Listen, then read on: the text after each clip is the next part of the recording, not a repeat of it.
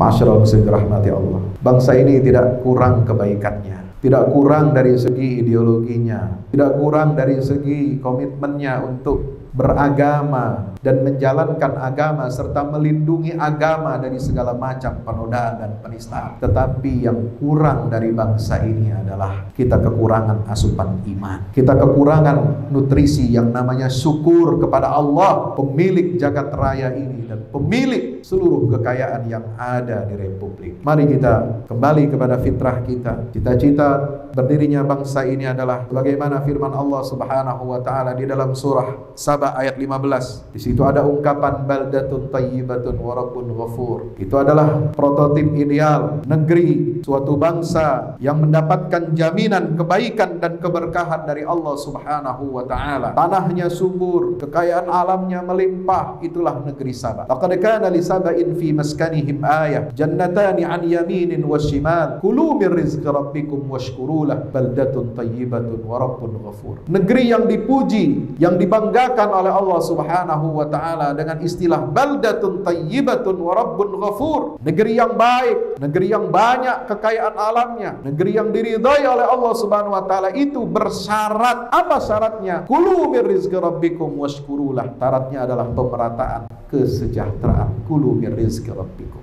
Kesejahteraan yang ada di suatu negara ini harus merata. Kemudian yang kedua adalah washkurulah. Pandai-pandailah kita harus bersyukur kepada Allah Subhanahu wa taala. Bagaimana dengan caranya kita pandai bersyukur kepada Allah? Yaitu dengan mematuhi syariat Allah, dengan tunduk patuh kepada aturan-aturan Allah Subhanahu wa taala yang telah memberikan kepada kita nikmat karunia kekayaan alam yang melimpah luar biasa. Saudara yang dirahmati Allah Subhanahu wa taala. Tapi apa yang terjadi? Apalacur negeri Saba yang melimpah kekayaannya itu, mereka kemudian berpaling dari Allah. Fa'aradu fa'arsalna alaihim sailal 'arim wa baddalnahum bi jannatayhim jannatayn dhawatai ukulin khamtin wa athlin wa syai'in min sidrin qalil dzalika jazainahum bima kafaru. Mereka negeri Saba yang tadinya memiliki perkebunan yang hebat luar biasa, dikelilingi perkebunan dari sisi kiri dan kanannya dengan irigasi yang luar biasa majunya, hebatnya pada saat itu. Peradaban Saba adalah peradaban yang begitu makmur pada masanya. Tapi kemudian dihantam oleh azab Allah Subhanahu wa taala dengan banjir bandang yang menghancurkan seluruh tanah perkebunan dan juga perumahan yang mereka miliki. Lalu diganti oleh Allah Subhanahu wa taala kebun yang subur itu dengan tumbuh-tumbuhan yang pahit rasanya, yang tidak ada buahnya seperti pohon cemara dan pohon sidir. Tidak ada manfaatnya. Walaupun ada buahnya, tapi dia tidak berguna untuk manusia. Tidak bisa digunakan untuk komoditas ekspor dan impor. Tidak bisa dijadikan sebagai barang dagangan sebagaimana buah-buahan yang ada pada umumnya yang bermanfaat untuk manusia. Itulah siksa dan azab dari Allah Subhanahu wa taala. Itulah